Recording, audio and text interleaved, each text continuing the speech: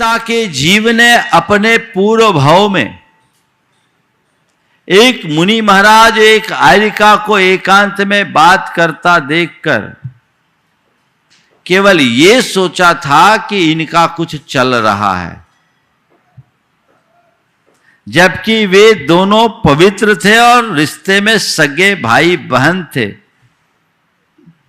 अपने कोई वार्ता कर रहे थे, लेकिन सामने वाले ने लांछन लगाया, निर्दोष पर लांछन लगाया। उसका नतीजा यह हुआ कि सीता के निर्दोष रहने पर भी उसे लांछित होना पड़ा। उदाहरण आप सबके सामने है। सोचो, अच्छे कार्य का अंजाम अच्छा तो बुरे का परिणाम भी बुरा होता है। संकल्प लो, गांठ बांध लो कि नहीं, मिथ्या दोषारोपण नहीं करूंगा। एक बात। दूसरी बात, निंदा, दूसरों को की निंदा करना। कुछ लोगों की आदत होती है, वो दोषारोपण तो नहीं करते, आरोप तो नहीं लगाते, लेकिन व्यक्ति की कमजोरियों को उजागर करते हैं, बुराइयां फैलाते हैं, गंदगी फैलाते हैं, किसी भी रूप में बस निंदा करना। दोषोद भावन का नाम निंदा है। मिथ्या दोषारोपण तो बहुत निकृष्ट है, लेकिन कहते दोषारोपण भी मत करो, अगर सही है तो भी मत करो। दोष वादे च मौनम। आप लोग रोज पूजन करते हो कि नहीं करते हो? करते हो ना।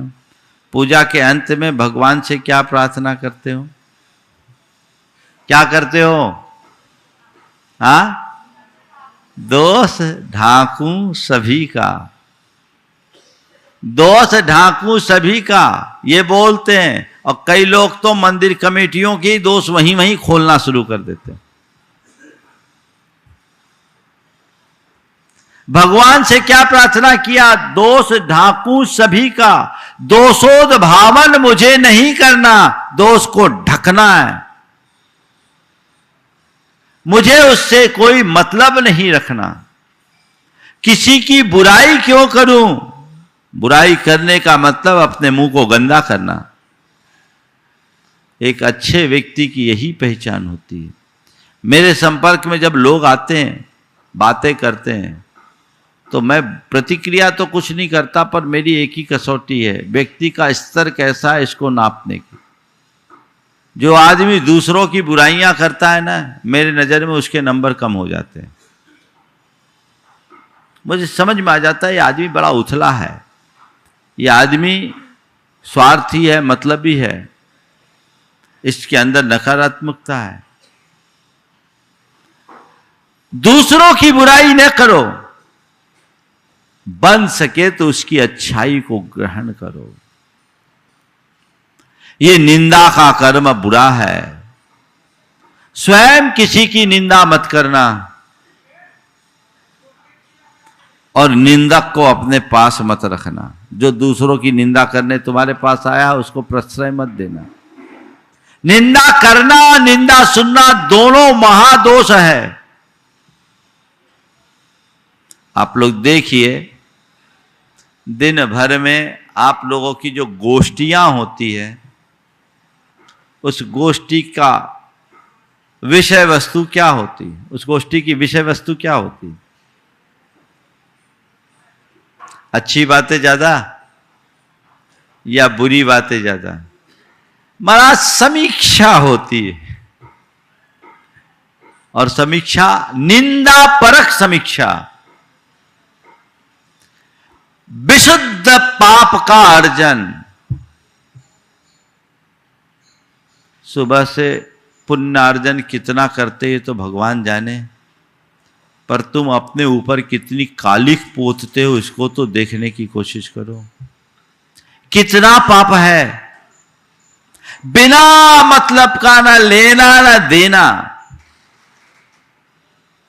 पर के बारे में सोचना ही नहीं चाहिए। हमारे शास्त्रकारों ने कहा उत्तमा स्वात्म चिंता स्यात् देह चिंता च मध्यमा अधमा काम चिंता स्यात् पर चिंतास्तु धमा धमा। क्या बात कही। उत्तम मनुष्य वह है जो केवल अपनी आत्मा की चिंता करे, मध्यम वो है जो शरीर की चिंता करे, अधम वो है जो काम की चिंता करे, लेकिन जो पर की चिंता करे वो अधम से भी अधम है, क्योंकि इसमें मिलना कुछ नहीं है सिवाय पाप के। क्यों ये वृत्ति, क्यों?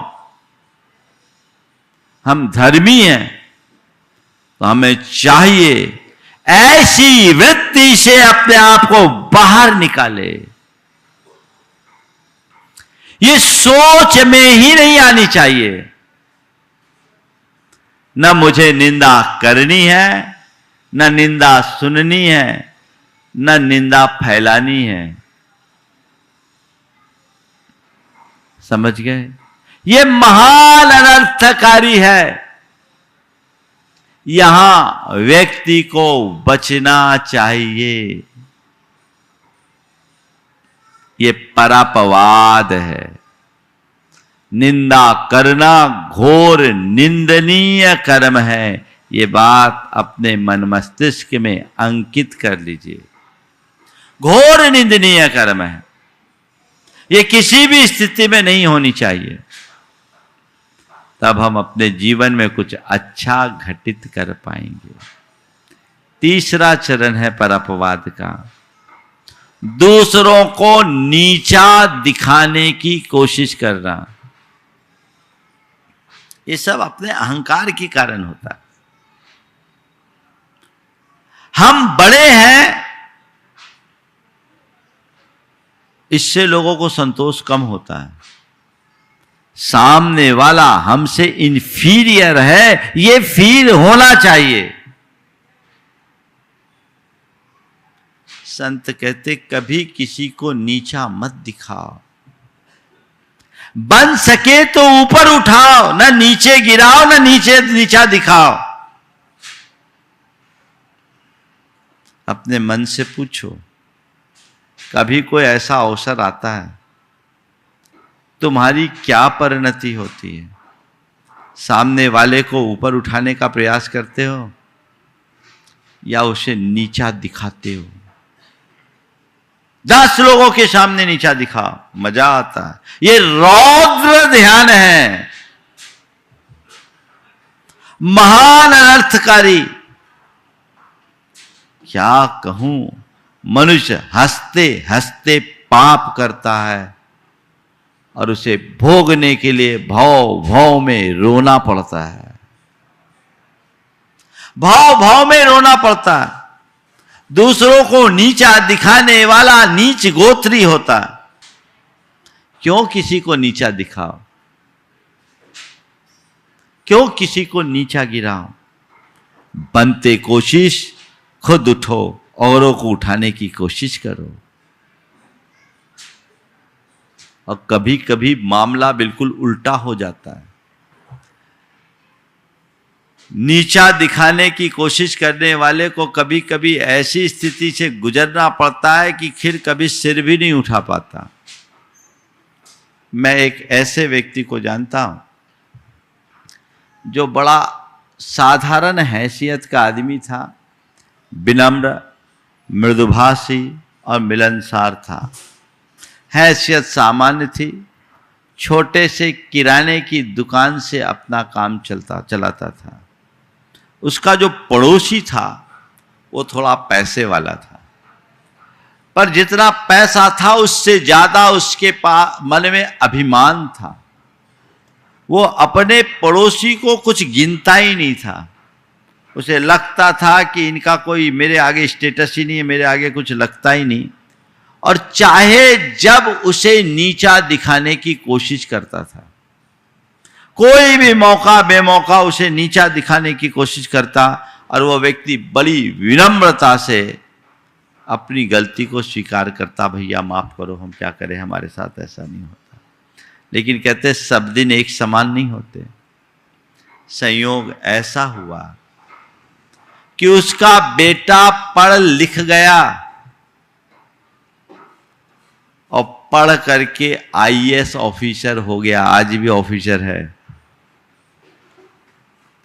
अब सामने वाला घबरा है, जिसका बेटा ऑफिसर हो गया, आईएएस बन गया, तो उसकी हैसियत तो सब समझते हैं क्या होगी। आईएएस ऑफिसर हुआ, सामने वाले को अब पूरा उसका व्यवहार बदलने लगा, अब सामने वाला उसकी प्रशंसा करने लगा और मन ही मन डर लगने लगा कि मेरे इस दुर्व्यवहार का मुझसे बदला न ले। लेकिन उस व्यक्ति ने उसकी आंखें खोल दी कि भैया, मैं जो पहले था वही आज भी हूं, तुम अपना नजरिया बदले हो, पर मैं तुमसे केवल इतना कहना चाहता हूं, किसी भी व्यक्ति का आकलन उसके बाहरी स्टेटस से मत करो, आंतरिक गुणों से करो। ये न तो कल था न आज रहेगा, कोई इसका भरोसा नहीं। आपने जो किया वो आप जाने, लेकिन एक बात ध्यान में रखना, दिन सबका बदलता है, दिन सबका बदलता है। उसका बेटा जिसने अपने पिता के इस अपमान को देखा था, भोगा था, उसके हृदय में बड़ा आक्रोश था। वो चाहता था कि सामने वाले को सबक सिखाया जाए, लेकिन उसके पिताजी पूरे धर्मी, उन्होंने अपने बेटे को समझाया, मुझसे कहलवाया, महाराज जी से कहिए अपनी सोच अच्छी रखे, वो तो केवल निमित्त था, हमारा तो काम अपना हो गया। सोच, दूसरों को नीचा दिखाने का प्रयास कभी मत करना और किसी को नीची दृष्टि से देखना नहीं। हो सकता कल वो तुम्हारा बाप बनकर तुम्हारे सामने खड़ा हो जाए और तुम्हें हाथ जोड़ने को मजबूर होना पड़े। मैथिली चरण गुप्त की ये पंक्तियां बहुत सार्थक है। जो आज एक अनाथ है, नरनाथ कल होता वही।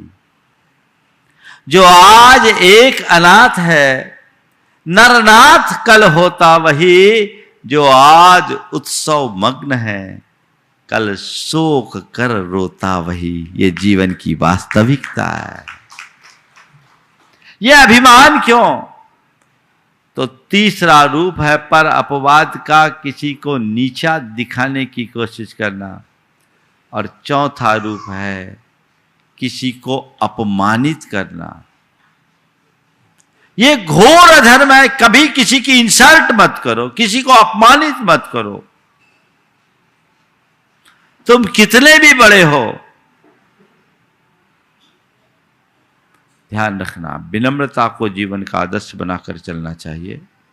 और विनम्रता का अर्थ केवल ये नहीं कि बड़ों का सम्मान करें। विनम्रता की पहचान ये है कि छोटों का भी मान रखे। जो व्यक्ति अंदर से बड़े होते हैं वे बड़ा विनम्र व्यवहार करते हैं। छोटा आदमी का भी मान रखते, कभी किसी का अपमान नहीं, और अपमान परक शब्दों का प्रयोग नहीं करते। ये पाप है, इससे हमें बचना है। ये चार रूप है पाप के, और हमें चारों रूपों से बचना है। अब सवाल है ये इनसे बचा कैसे जाए? तो इनका सबसे बड़ा कारण है अहंकार। ये सब चीजें अहम वश होते हैं। अहम और द्वेष, ये दो ऐसे कारण हैं जिसके कारण व्यक्ति पर अपवाद करता है। अहम के कारण व्यक्ति दूसरों पर दोषारोपण करता है, अपनी गलती को भी स्वीकार नहीं करता, गलती खुद की रहती है, आरोप सामने वाले पर लगाता है। ये अहम को विसर्जित करे। और द्वेष बुद्धि जब होती है तो हमारे मन में सबके प्रति केवल बुराई दिखती है। जिससे प्रेम होता है उसकी बुराई में भी अच्छाई दिखती है, और जिससे द्वेष होता है उसके अच्छाई में भी बुराई दिखती है।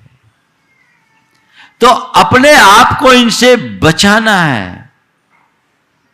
तो विद्वेष मिटाओ, प्रेम बढ़ाओ। पहली बात क्या करो? प्रेम पूर्ण संबंधों को विकसित करने की कोशिश करें। ये देखिए कि मेरा एक दूसरे से जो संबंध है वो प्रेम पूर्ण संबंध है या द्वेषपूर्ण संबंध।